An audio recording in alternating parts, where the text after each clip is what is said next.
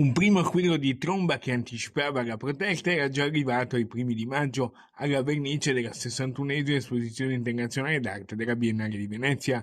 Venezia è riconosciuta come la capitale mondiale della cultura e dunque non poteva che guidare la mobilitazione nazionale dei lavoratori precari del mondo della cultura che venerdì pomeriggio dalle 16 si sono dati appuntamento in presidio per chiedere, dopo una giornata di sciopero e astensione dal lavoro, maggiori garanzie. Daniele Giordano, segretario CGIL, al telefono dice: Lo sciopero vuole far emergere come nei settori culturali, anche nella nostra città, ci siano forme di lavoro precarie, partite IVA mascherate, collaborazioni, un vero e proprio sfruttamento del lavoro nel settore culturale. Insieme a questo rivendicheremo maggiori risorse pubbliche per investimenti nei settori culturali a favore dei lavoratori, non solo delle retribuzioni, ma tutto il tema della valorizzazione delle professionalità e delle competenze.